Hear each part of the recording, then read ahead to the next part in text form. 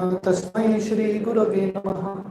श्री चैतन्य मनोभीष्टं तं येन भूतले स्वयं रूपा कदा मह्यं ददाति स्वपदान्तिकं। वन्देऽहं श्रीगुरो श्रीयुतः पदकमलं श्रीगुरुन् वैष्णवांश्च श्रीरूपं साग्रजातां सहगणा रघुनाथान्वितं तं सजीवं साद्वैतं सावधूतं परिजनासहितं कृष्णचैतन्यदेवं श्रीराधा कृष्णपादान् सहगणा ललिता श्रीविशाखान्वितंश्च।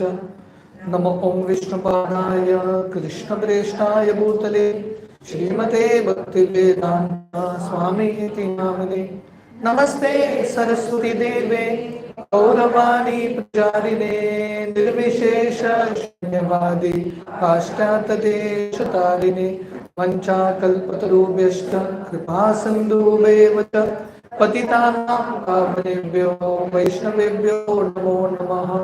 जय श्री कृष्ण चैतन्य प्रभु नित्यानंद श्री अद्वैत गदाधर श्रीवासादि गौर भक्तवृंद।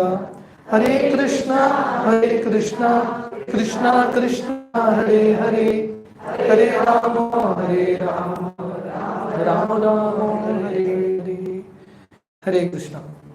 So welcome all of you all for our Gita overview session. So today we are discussing chapter 4 of the Bhagavad Gita. Chapter 4 is entitled Transcendental Knowledge. Before we get into chapter 4, anyone remembers what we discussed in chapter 3? Chapter 3 we discussed last time? Yeah, correct. So the acronym for chapter 3 was TREE, TREE. Anyone remembers what this acronym stood for?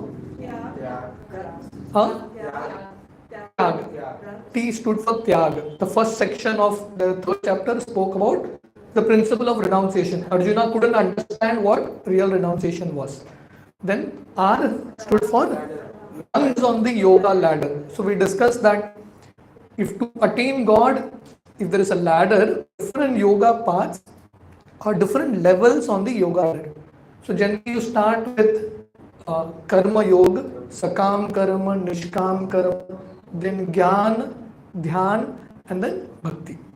So this was discussed, right? And then TRE is exemplary, very important section. Lord Krishna speaks this verse, yadyat acharati shreshtas tattat evet rojana. So even though Lord Krishna doesn't have any duties to do, still Lord Krishna is performing duties in order to set an example. So Lord Krishna is telling Arjuna, my dear Arjuna, you may be on a very high level. For you it may be easy to renounce, but still because you are a Kshatriya, do your duty in order to set an example. And the last E was enemy of the soul. What is the enemy of the soul? Lust. Desire, lust, the desire to enjoy is the enemy of the soul. So we discussed how lust begins, how the original love of God is converted into lust, and how through the process of bhakti, by controlling the senses, one can actually conquer lust. So this was a quick overview of the summary of the third chapter. So today we will start the fourth chapter of Bhagavad Gita, which is another very, very important chapter. In English, this is called Transcendental Knowledge. In Sanskrit, it is called Gyan Karma Sannyasa Yoga. So in this beautiful chapter, Lord Krishna speaks about the importance of gaining transcendental knowledge. All of us are coming to satsangs here. We are trying to gain knowledge. Just like someone goes to school, colleges, and they gain knowledge in the material sense. Bhagavad Gita is a book, it's a university that teaches us knowledge about spirit. Srila Prabhupada, I often give this example. When Srila Prabhupada went to America, he went to this MIT university. And Prabhupada was taken a tour around this various departments of the university. So Prabhupada said, your whole MIT campus only teaches about matter. You don't have any one single department that teaches about it. Where is that department? That department is the department of Bhagavad Gita. So therefore, when we come to a spiritual satsang based Gita Bhagavad, real education actually starts. So the fourth chapter has in total 42 verses. just confirm whether it has 42 verses. Yeah, 42 verses chapter. And the way it is divided is, the acronym for fourth chapter is years. EARS. What was the acronym for chapter 1? Chapter 1 का acronym क्या था? Doubt. Chapter 2 का acronym था Gita.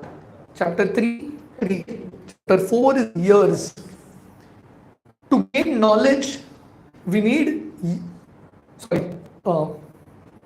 it should be chapter 4. So you found out the mistake. This is chapter 4. It shouldn't be chapter 3. That's a mistake there. Yes. So you have to hear also, and you have to keep eyes open also. So years is very important. So only through our years we can get transcendental knowledge. So Vedic scriptures have been called Shruti. Shruti means that which is heard. Previously, in our Gurukul system in the land of India, there was no written concept. The student would sit, the teacher would speak, and the student would hear. That's it. He would assimilate all kinds of knowledge. Writing was not so much necessary. Hearing was more important. So in order to gain transcendental knowledge, ears are very, very important. So in this chapter, there are 42 verses. The way they are divided is, the first 10 verses, 1 to 10, speaks about eternal education. Okay, we will discuss this. 11 to 15, set of 5 verses, speaks about acute understanding about certain concepts. 16 to 24 speaks about reactions. We in chapter 3 we discussed a little about karma, but here it speaks a little more about karma. You see, when you use the word karma, what does karma mean? It means action and reaction both. When we say do good karma, what does it mean? It means do good activities. And when someone suffers, we say he is suffering for karma. That means he is experiencing the reactions. So it speaks about action and reaction, that is R, 16 to 24. And the last section, 25 to 42, speaks about different kinds of yajna or sacrifices. So the first section, eternal education, just like I told you, when we come to path of spirituality, Krishna consciousness, education that we get here is eternal. It is not lost. In this world, whatever education we get, whether you are a PhD or a master's, whatever, if we leave this body, in the next life, previous life degree is not useful. You have to start again. A, B, C, D, Baba, Black Sheep, you have to start everything again. You can't say in a previous life I was PhD, it doesn't work. But in the path of bhakti, whatever education we get here, even though we may not remember it, it is subconsciously stored in our system. It's there, imprinted in our atma. And even in the next life, it comes to play. And there are many examples like this. We have the example of Gajendra. Sorry, Gajendra. Gajendra was an elephant, right? So he was going to a lake to take bath. A crocodile caught the legs of Gajendra. But in his previous life, Gajendra was a king called Indra, and he had learned some shlokas, some verses, some knowledge, some satsang he attended. All those shlokas came into his memory now, at this time. So this is the point, that anything that we invest in eternal education in terms of Krishna consciousness is never lost. It is always carried forward.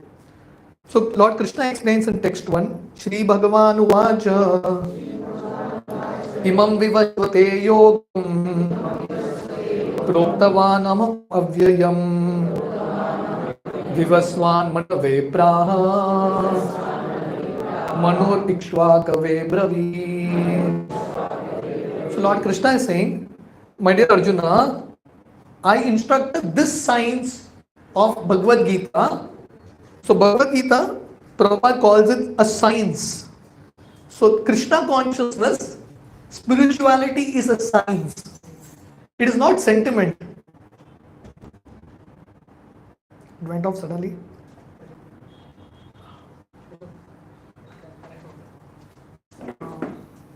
ये बंद हो गया. No, the current is not there.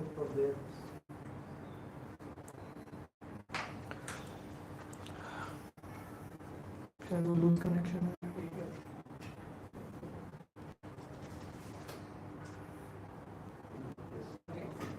Okay. 1 minute. It will come out soon. So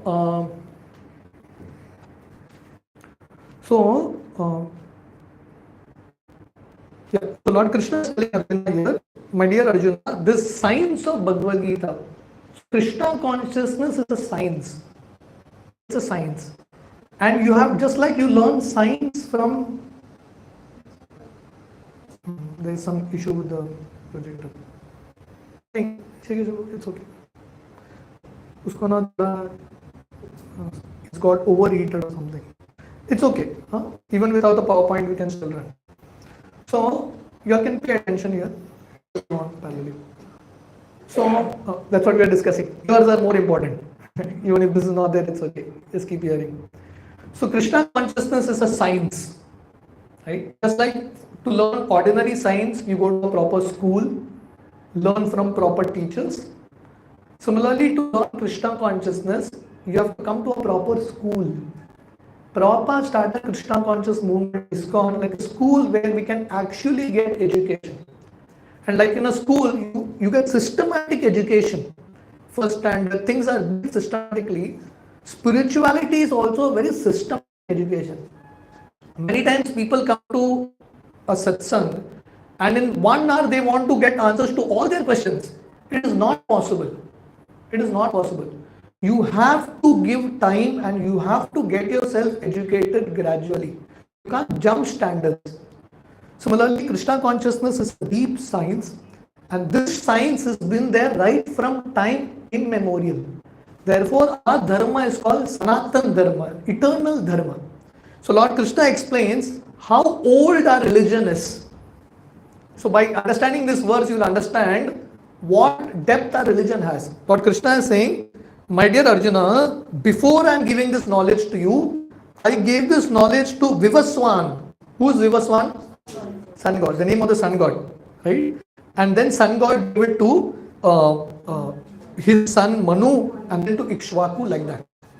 So Prabhupada, I will not get into the purport, we have to complete the entire chapter in 1 hour.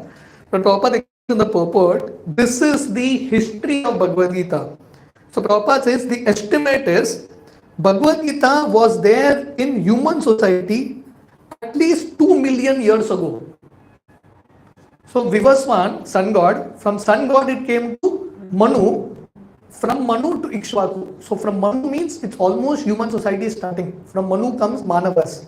So it's been there at least minimum 2 million years ago, or more than that. So this is the history of Bhagavad Gita. So Bhagavad Gita is not something new. It is given by Krishna and it's been there right from the beginning. So I'm moving slides, but you can't see the slides. Anyway, it's okay. So here, very important point is, okay, I think now, uska just band kar dena. Just put it off. और एक बार दबाओ. बस, that's it. So the point here is everything is personal. The sun is also a person. Right? Sun also has a sun god, there is a person there also. So Lord Krishna is explaining here that this knowledge was given since time immemorial. So Bhagavad Gita, the knowledge that we are learning here, is not something new. It is something that has been there eternally. Therefore, this is called Sanatana Dharma. So it's not that Lord Krishna is giving a new Gita to Arjuna. The same Gita that was spoken to Sun God, is repeating it back. So in one sense, there is no need to create new religions. Religions are not created. Principles are eternal. These principles are spoken again and again according to time, place, situation. But the principles of religion are eternal. They never change. Bhagavad Gita, Lord Krishna spoke 5,000 years ago, at least to Arjuna. But it's not that after 5,000 years, Gita is not relevant. Gita is still relevant now. Gita was relevant then, now and ever. That's the beauty of this book. So Lord Krishna, Prabhupada explains in the purport a very important point. See, if you analyze this verse, you will see Lord Krishna spoke it to Sun God. Who is Sun God? Sun god is the king of sun planet. Sun god gave it to Manu. Manu was king of humanity. He gave it to Ikshvaku. Ikshvaku was the king of the Surya Vamsha, and then like that. So Prabhupada mentions in the purport that this knowledge was coming down in parampara through kings. Therefore, the next verse Lord Krishna says, "Evam parampara praptam imam Raja Rishayo viduhu." Raja Rishi means saintly kings. So the idea is, Prabhupada mentions in the purport, Gita knowledge is for everyone. But most important, it is for one who has power. One who is ruling has to understand the book. Because if the king is ideal, just like we discussed in the last chapter, third chapter, Yadyat Acharati Shreshtas. If the king is ideal, automatically the citizens also will follow. So therefore, this knowledge is meant for kings. So in this verse, second verse, Lord Krishna explains, Evam parampara praptam. Parampara means it has to come in a disciplic succession. So Prabhupada stresses this word parampara. So if you want to gain transcendental knowledge, you have to learn it in a disciplic succession. Just like, we have our disciplic succession from Krishna to Brahma, Brahma to Narada, Narada to Vyas, Vyas to Madhva. Then, the whole line comes like that, Madhavendra Puri, Mahaprabhu, Srila Prabhupada. So when we learn this knowledge, it has to be learned in a parampara. Just like, now mango season will start soon, right? If you want to eat mango, if someone throws the mango from top, there's good possibility the mango will break. If you want to experience ripened mango, what has to be done? Someone has to climb. He has to remove it very carefully, pass it down to a next person. Then you will experience mango as it is, without any breakage, nothing. So similarly, the knowledge of Krishna consciousness can't be thrown. It has to be passed very loyally from one person to another. And that is what the Guru Shishya Parampara has been doing. Where they have understood, preserved this knowledge, have valued this knowledge, and they have given it to the next generation. So Prabhupada explains that if you want to understand Bhagavad Gita, we have to understand it in parampara, in disciplic succession. So this is the next third verse is also a very important verse. So evayam ayatedhya yogo prokta puratana bhaktosi me sakacheti rahasyam yetat uttamam. Lord Krishna calls Bhagavad Gita a rahasya, a secret. You may say, how is it a secret? Bhagavad Gita is there with everyone. What is the secret? You may have the Gita with you, but if you want to understand this meaning, there is a way you can understand it. And what is the way? Bhakto sime sake cheti. Only when you become a devotee of Krishna, you can understand Gita. Because this is Krishna's Gita. Krishna will not reveal the meanings until you become a devotee. So Lord Krishna is not saying Jnani, he's not using the word Karmi. Lord Krishna is using the word clearly, Bhakto sime sakacheti. The qualification to understand this transcendental knowledge is the process of bhakti. Therefore, in all our classes, we are stressing this point that as we learn Bhagavad Gita, it's very important that we chant Hare Krishna, follow the principles of bhakti, without which this knowledge is going to be only in the head level. It is not going to bring about any transformation. Before Srila Prabhupada wrote this Gita, there are so many other people who have written Gita. But reading those Gitas, none of them have experienced transformation. Because the power is not there. Only when you practice the principles of bhakti and then you read Bhagavad Gita, Gita will reveal the actual message. The secret will be revealed to you. So Arjuna further is asking Krishna. Arjuna has a question. Arjuna uvacha aparam bhavato janma param janma vivasvata katam etad vijaniyam tvam ado prokmaniti. So Arjuna asks a very interesting question. He's saying, my dear Krishna, your age and my age is almost same. If you see the five Pandavas, Krishna was younger to Yudhishthir, Krishna was senior to uh, uh, Lord Krishna was younger to Yudhishthir and Bhima. Lord Krishna was senior to Nakul and Sahadev, but Krishna was almost equal to Arjuna. Very, almost same age. So Arjuna is asking Krishna, my dear Krishna, you are telling me that you spoke it to sun god millions of years ago. We are of the same age. How do I believe it? है कि नहीं? आप ऐसे ही फेंक रहे हो, मैं कैसे विश्वास करूं आप जो बोल रहे हो? So next verse Lord Krishna says, my dear Arjuna, many births, both you also have lived, I also have lived. But the difference is, I can remember everything, you can't remember. So this is the difference between Krishna's body and our body. We can never be equal to Krishna. Krishna takes births. Krishna's births are called avatars. Our birth is only called birth. It is not called an avatar. Why? Because when we take birth, we change bodies. The Atma goes into another body. And because we change body, we forget what happened in the previous body. Lord Krishna doesn't change bodies. He himself appears again and again. Therefore, he can remember everything that has happened before. Arjuna cannot remember. So this is the difference. So Krishna is not an ordinary person. Krishna is the Supreme Lord who actually keeps coming again and again just to enlighten all of us. So Lord Krishna says, my dear Arjuna, even though I am unborn, text 6, he says, even though I am unborn, I still appear in my own transcendental form. Krishna is called Aja. Aja means unborn. Even though he is unborn, he is still born. Kunti Maharani, we were discussing the prayers of Kunti. So Kunti says, my dear Krishna, very difficult to understand you. Because you are unborn, still you are born. Krishna appears. Janmashtami is what? Krishna's birth. But Krishna is unborn. But still he appears in order to do his pastimes. And why does Krishna appear? Lord Krishna says, Yada yada hi dharmasya glanir bhavati bharata abhyuttana adharmasya tadatmana srijami aham. Whenever and wherever there is decline in religious practice or descendant of Bharata and a rise in irreligion, I descend myself. So why does Lord Krishna appear? Lord Krishna's main purpose is to establish dharma.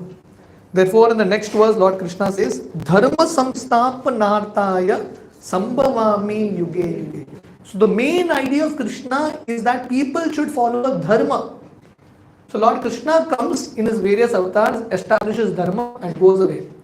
And when Lord Krishna sees that people in their life, they are going away from the path of dharma, more adharma is increasing, Lord Krishna comes again and establishes that system. Just like now, a company, the owner may establish a certain system and he may go out somewhere. When he comes back, the system is gone, derailed. So he'll come and re-establish that system. That's how companies work. Lord Krishna also wants that people follow the principle of dharma. And in text 8, Lord Krishna explains two more reasons why he comes. Main reason is to establish dharma, but two more reasons is paritranaya sadhunam vinashaya cha dushkritam. To protect the devotees and to annihilate the demons.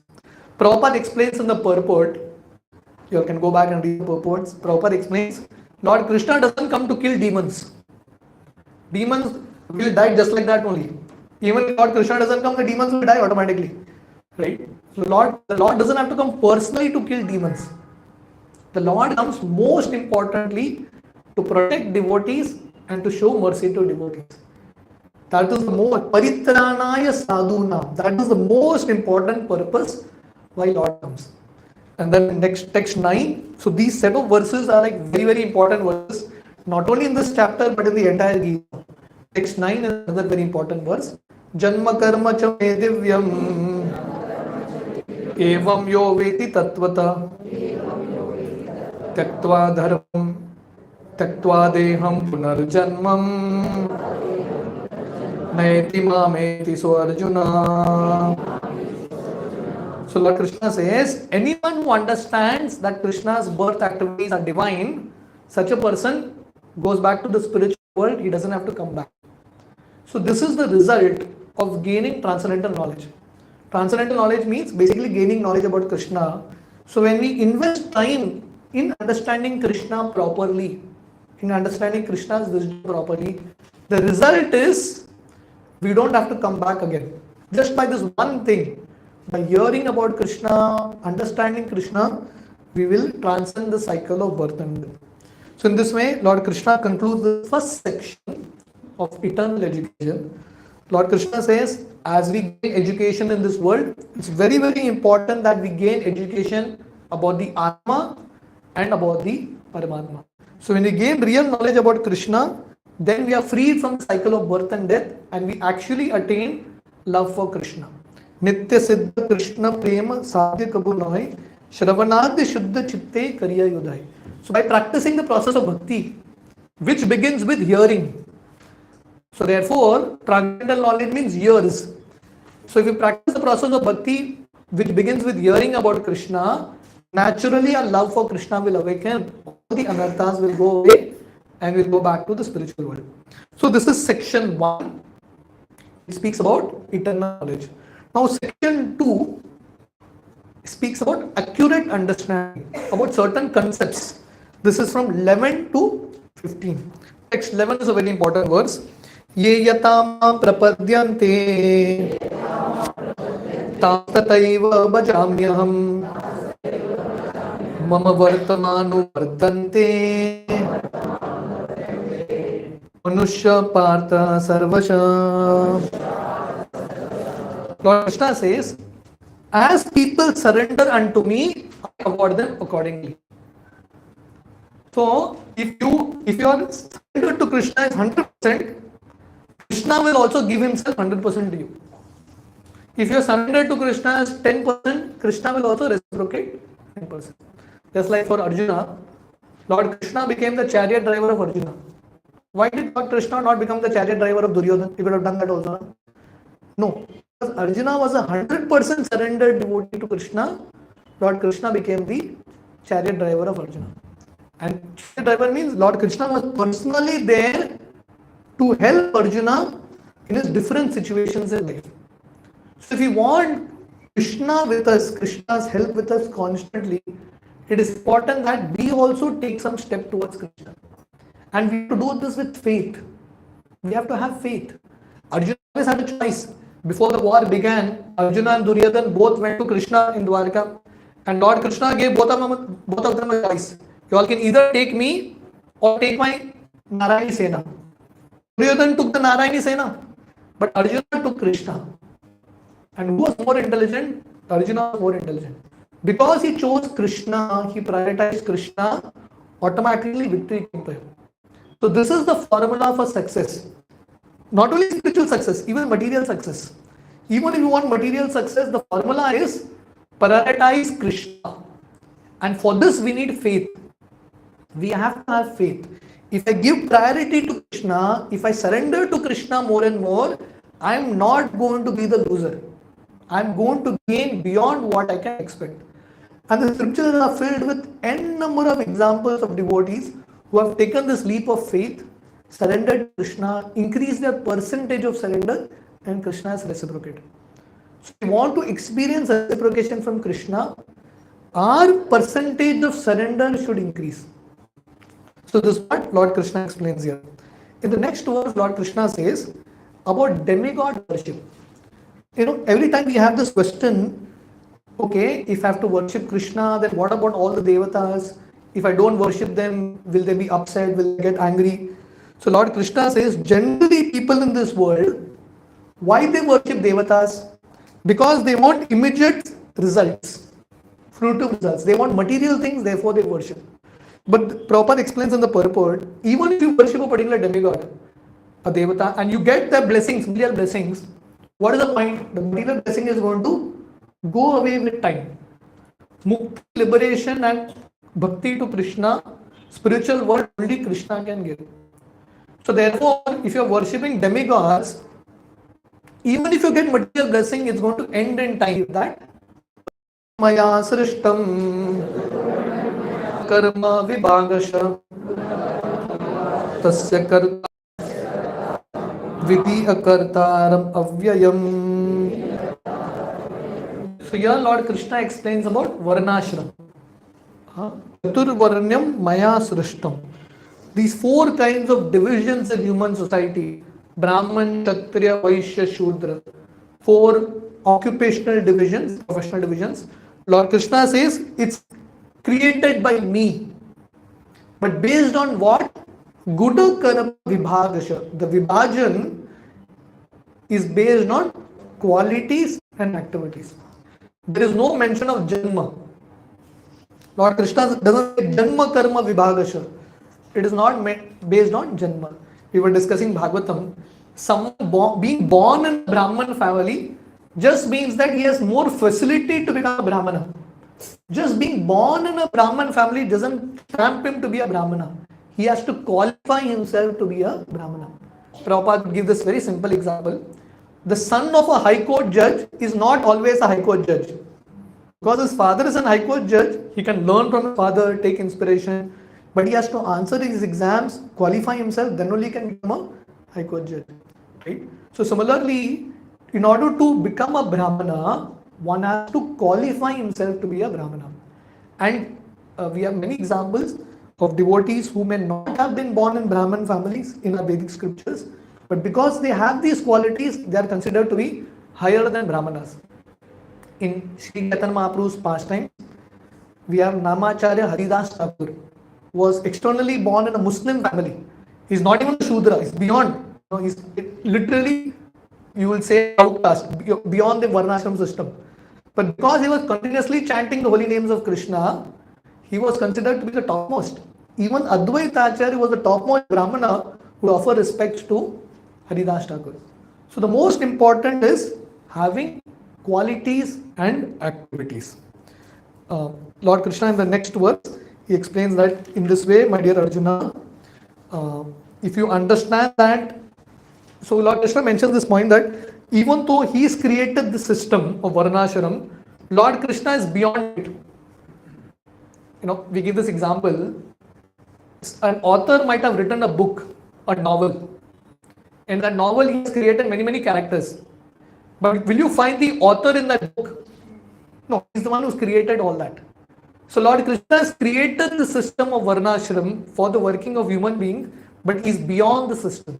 And Lord Krishna says, anyone who understands this concept about Krishna, such a person can get liberated. So this is what Lord Krishna explains in this section. 11 to 15, Lord Krishna spoke about the aspect of surrender. The more we surrender to Krishna, Krishna will reciprocate. He spoke about Varnashram system, demigod worship, like that.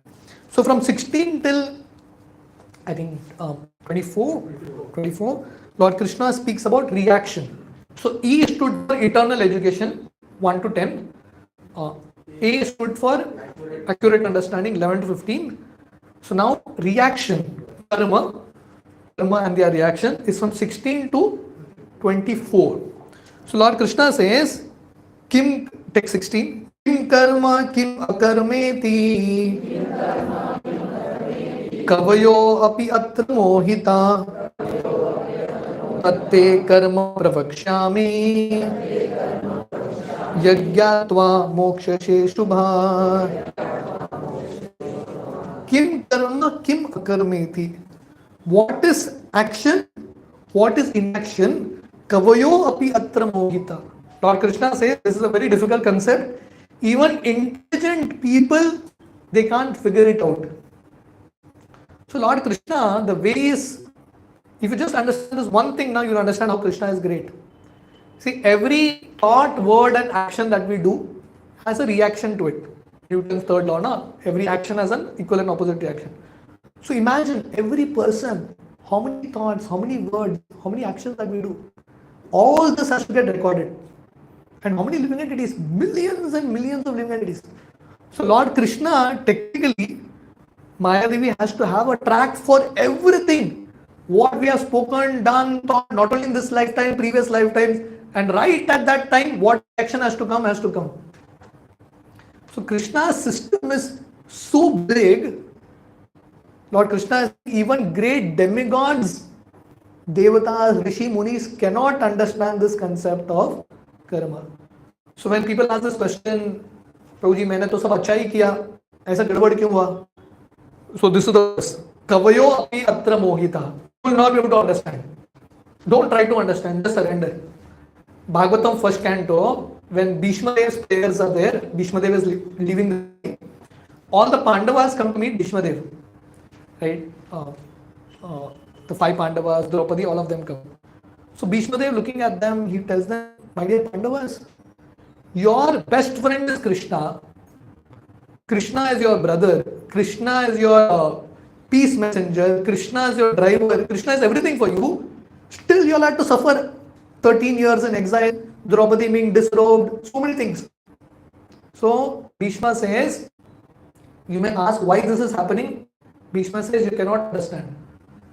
What is Krishna's plan for you? You will never be able to figure it out. Bhishma Dev is a great Mahajan. He learned from Brihaspati. But still Bhishma Dev is saying you cannot understand. You have to just surrender to Krishna. So in this way, Lord Krishna is explaining, very difficult to understand the intricacies of action. But in text 17, Krishna introduces three words. Karmano api bodhavyam. Bodhavyam cha vikarmana. Akarmanascha bodhavyam. Gahana karmano gati. Again, Lord Krishna is mentioning this point. Gahana karmano gati. Gahana karmano gati means intricacies of action are very difficult to understand. But still Lord Krishna says, technically there are three things you have to understand. Karma, vikarma and akarma. We have been discussing this in the Journey of Self-Discovery course.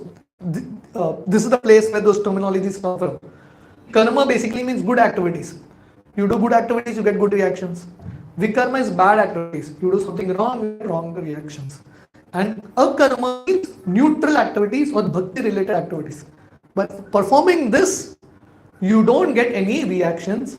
Rather, whatever you have done in your previous life, everything gets squared off. If you want to go back to the spiritual world, your punya account should be zero and your papa account also should be zero. Both have to be zero. Because if you have some punya in store, then you take birth in a good family to enjoy it. But birth you have to take only. If you have pap in you have to again take birth to suffer. So to go to the spiritual world, punya, pap both have to get zero. Then only you can enter. So by doing the process of bhakti, everything gets squared off. And you enter into the spiritual world. So Lord Krishna explains, text 18, Karmani akarmana yapashet akarmani cha karmaya sabuddhiman manusheshu sayukta Krishna karma krit. Very interesting verse. One who sees inaction in action and action in inaction is intelligent among men, and he is in a transcendental position, also engaged in all sorts of activities. So Lord Krishna, what is saying? One who sees action in inaction and inaction in action is intelligent. Did you understand? What did you understand? What does it mean? One who sees action in inaction and inaction in action is intelligent. What does it mean?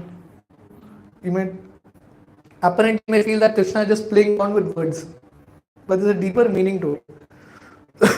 The word akarma can have two connotations.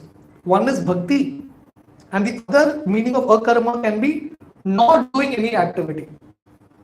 Lord Krishna says, one who sees inaction in action. What does it mean? In action, someone who is doing an activity, but if he is doing for Krishna, that is actually inaction. That is akarma. You're getting the point? Try to understand this. So if you are doing action, it is externally a karma, you're doing some activity, but if it is done for Krishna, what is karma? It is inaction. So this is what it means. One who sees inaction in action. That means a devotee may be doing activities, but he is actually not doing anything, because all his activities is covered in a karma. And the other way around, one who sees action in inaction. Someone who may not be a devotee, he may be just sitting down in one place doing nothing. but that is also an action. He's getting karma for it. Because in this world, you cannot sit without doing anything. Mind is at least thinking something. So even in that, he is going to face karma. In this way, Lord Krishna says, one has to understand the essence behind what karma is. You're getting the point here? Okay. So in this way, Lord Krishna says, how one should act. Text 20, 21, very interesting verses. We will just read one verse, you will understand the mood of a karma.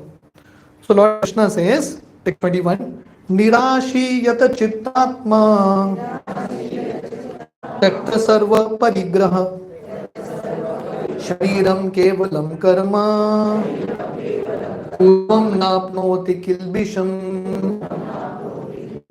Nirashi means one who works without desire for result. Yata chittatma, one whose senses are perfectly controlled. Tektva sarva parigraha, he gives up sense of proprietorship. And shariram kevalam karma, one who just works for the bare necessities of life. Lord Krishna says, such a person is actually doing akarma. One who doesn't have a sense of ego, a sense of proprietorship, only serving Krishna. And Lord Krishna says, Kurvam napnoti kilbisham. For such a person, he will not suffer any reactions. So the principle, if you read these few verses, the principle is, we work for Krishna. What is the principle of akarma? When you work for Krishna without ego, without selfish desire, then you are not caught in the cycle. As soon as hum and mama comes, I and mine, you're caught. So we have to replace I and mine with Krishna. Therefore, Prabhupada named the society as International Society for Krishna Consciousness. Right now, in the material world, everyone is in one society. What is that? International Society for I Consciousness. Everyone is thinking about I and me. That's what everyone is doing. We have to replace I and me with Krishna. We continuously think about ourselves. Whatever we do for ourselves. Whatever we think we do for ourselves, my own enjoyment, selfishly. And we replace that with Krishna. Whatever I will do for Krishna. Whatever I speak, I will speak for Krishna. If you do that, then you are liberated from all suffering. Text 22. This is also a very important verse. The idea of the principle of bhakti, how do you work? Yadricha labha santushto dvandovati vimatsara samasiddhava siddhavcha kritvapi na nibadyate. So Lord Krishna says, such a person is never entangled, although working. Which type of person? Yadricha labha santushto. One who is satisfied with gain that comes on its own. Bhagavad says, just like suffering, do we try to get suffering? Suffering comes on its own, no? So Bhagavatam says, happiness also will come on its own. Material happiness will also come on its own. We have to work, but we don't have to work too much. Yadricha labha santushto. Whatever comes on its own, happy with it. Dvando vatitu vimatsaraha. He is free of duality.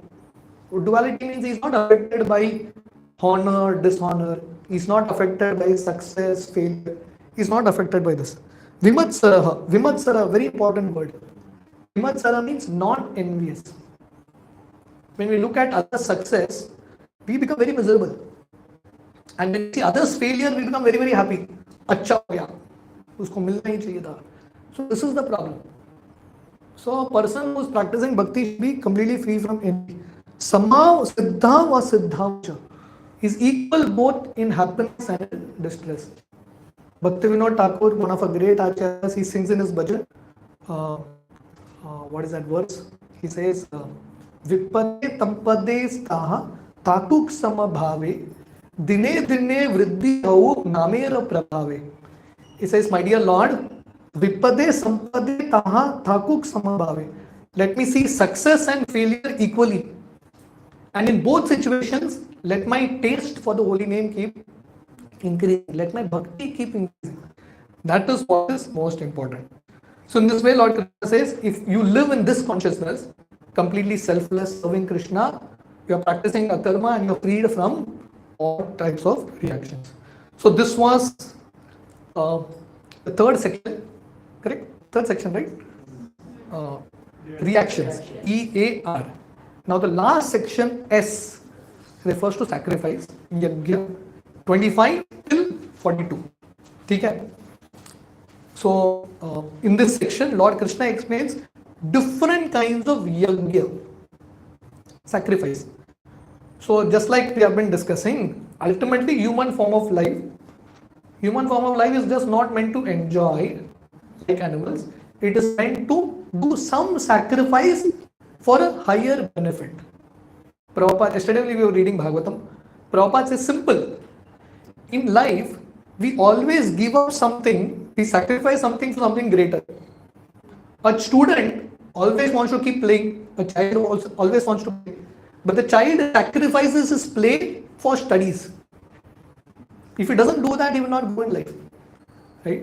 So similarly, someone may be working, he may be getting a certain salary. Someone may sacrifice that job to get some bigger job.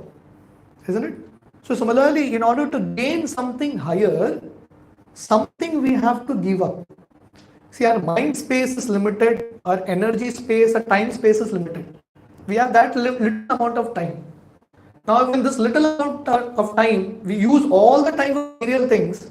Where will be the time for Krishna consciousness? So we have to sacrifice something, we have to make space for bhakti. So we have to let go of something. And that is the mode of sacrifice. So Lord Krishna says there are various kinds of yajnas. One kind of yajna is called worship of demigods. That is also one kind of yajna. Like in Yajna Kunda, someone worships Indra, someone worships Shani, different kinds of demigods. So that is one kind of yajna. Then Lord Krishna says there is one kind of yajnas that brahmacharis undergo. The yajna for a brahmachari is hearing. Right?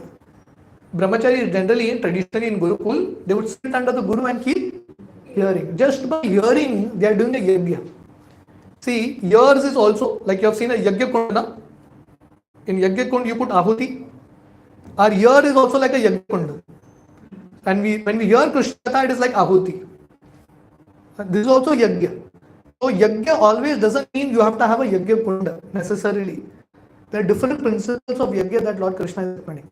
So for a brahmachari, hearing is the process of yajna. For a grahastha, regulated sense enjoyment. In regulation, following certain rules, that is their yajna. Like Prabhupada mentions, va yajna. That is also yajna.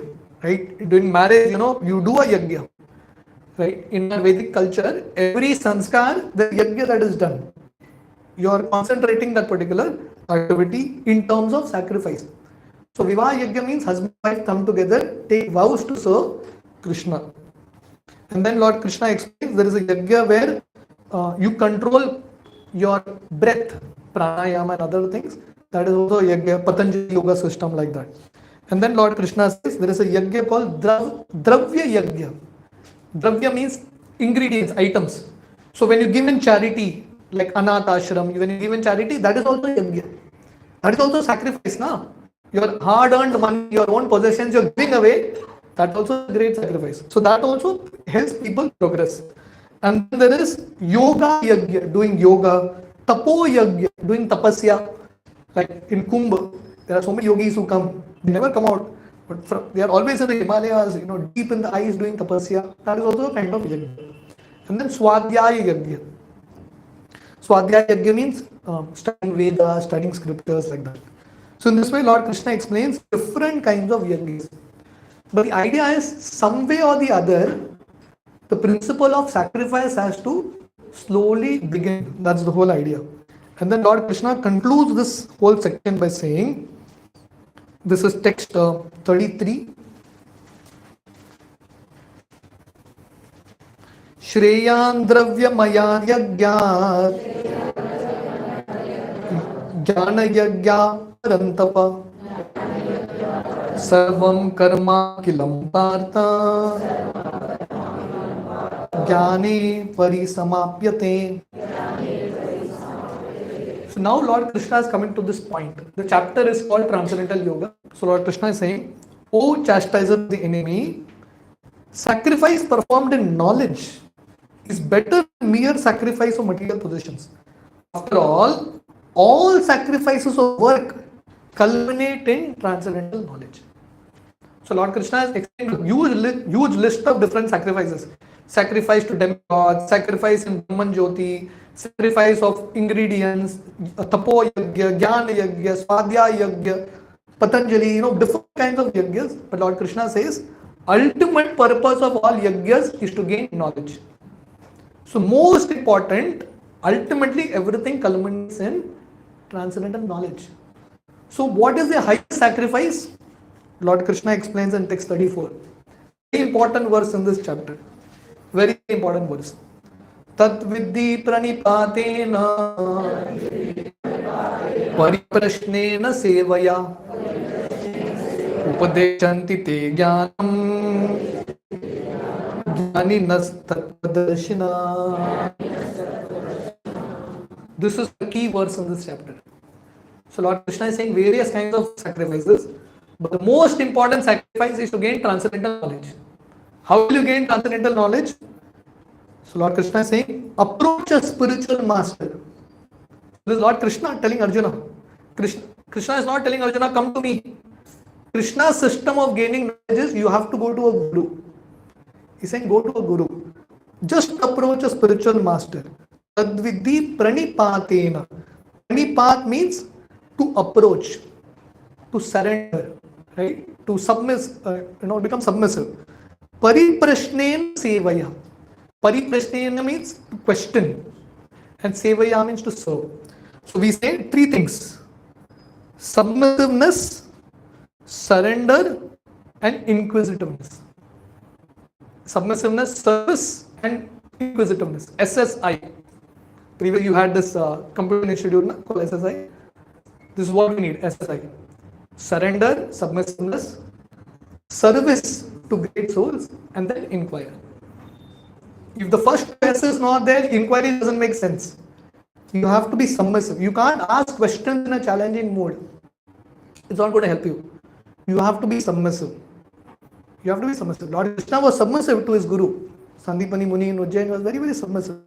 Lord Ram was submissive to his guru. So if Krishna, Ram and these personalities, they were submissive, we can't be in a challenging mode. We have to be submissive. We have to render service. Lord Krishna and his Guru rendered service to his Guru.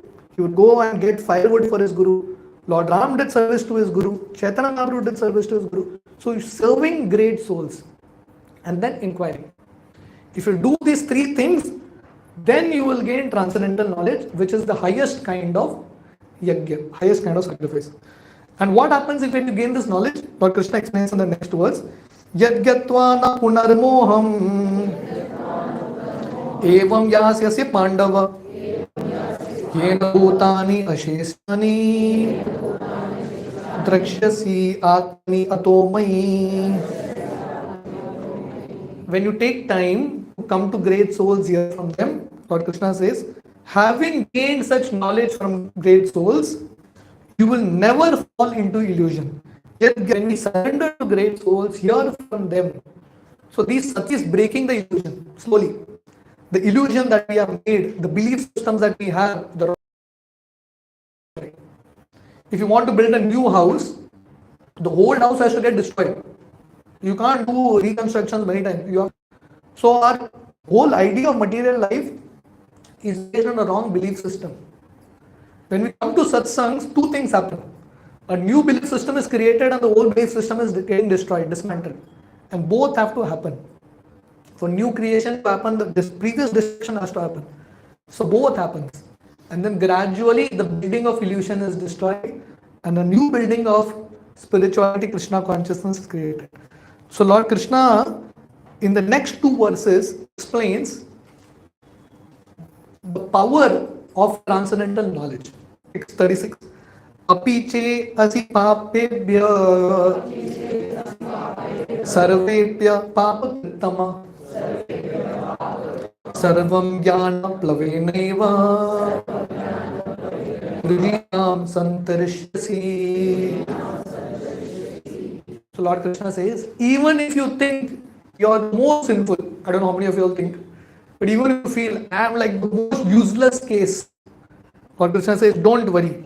Apiche asi papebhya Sarvebhya papakrittamah. If you are like PhD in committing sin, you are like a on a different notch altogether. Don't worry, Lord Krishna says, this transcendental knowledge is like a boat. It's like a boat. To sit on this boat, you will cross this ocean of birth and death. However sinful you are. Just take shelter of the boat of Bhagavad Gita. Just take shelter of the boat of Satsang. So this little center is like a boat. Any center of ISKCON where actual satsangs are happening, that is like a boat. If you come and sit in this boat regularly, automatically you'll be free from this miseries. Text 37, another example. So Lord Krishna is giving two examples. One, he says transcendental knowledge is like a boat. It will take you across the ocean of birth and death, the ocean of miseries. Text 37, another very important verse. Yatai dhamsi samsido agnir basmasat kurute arjuna jnanagni sarva karmani basmasat kurute tata. So basically, yata tata is just like, you have this. You make comparison. So Lord Krishna is saying, just like fire can burn firewood to ashes. You may have like a huge mountain of firewood. One fire is enough to burn the whole thing to ashes. Similarly, you may have a mountain of sinful reactions in store. But this transcendental knowledge is like a fire that burn all your reactions into ashes. All the karma that you have in store, everything can be burnt into ashes by the wisdom of Bhagavad Gita. And that's what Krishna conscious movement is about. People who are into all kinds of sinful activities, by coming to satsangs, they all become purified. Whether it is Valmiki Muni, Jagai Madai, or anyone else. This is the power of satsang. However fallen you may be, by taking shelter of Gita, Bhagavatam, you go on another level altogether. Therefore, Lord Krishna says, there is nothing as sublime as transcendental knowledge. And then Lord Krishna concludes, text 42. Tasma ajnana sambhutam hridstam jnana sitatmana chitvainam samshayam yogam atishta uttishta bharata. Tasmad is therefore. So Lord Krishna has done his presentation. The fourth chapter is Lord Krishna's presentation. Lord Krishna has spoken all this about transcendental knowledge and everything. And then Lord Krishna concludes, Tasmat, therefore Arjuna, Ajnana Samadbhutam, this ignorance that is there in her heart, which is one of the greatest enemy. Lord Krishna is saying, Arjuna, destroy this ignorance, Ajnana. How? With the weapon of knowledge. So the word Lord Krishna uses is Asina. Asina is weapon. Jnana Asina Atmana. Asina is a weapon, a sword. So Lord Krishna is saying, my dear Arjuna, equip yourself with this sword of transcendental knowledge. By this, all ignorance will go and you will stand up and fight. We saw at the end of the first chapter, Arjuna just gave up his bow. He just gave up the will to fight. So Lord Krishna is now giving a new impetus to fight. Not for your selfish desire, but for Krishna. When you are inspired like this, you can actually go on fighting. So devotees of Krishna, if you see the life of Srila Prabhupada, Prabhupada is like a 70-year-old man, but Prabhupada was super ambitious, super hardworking at that age. What was running? What was the energy that was pushing him? Nothing for himself. Now when you have that kind of mood to serve and serve Krishna, the energy that comes is altogether on a different level. So Lord Krishna is trying to tell Arjuna, my dear Arjuna, understand this transcendental knowledge. This is like a sword for you. This will cut all ignorance, all doubts, and you'll be able to continue on in life with a great purpose in life. That is what the chapter is about. Hare Krishna. Anyone has any questions, any comments? Krishna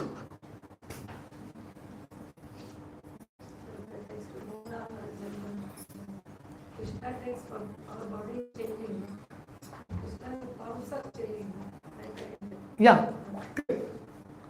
Yes, Krishna also changes forms, but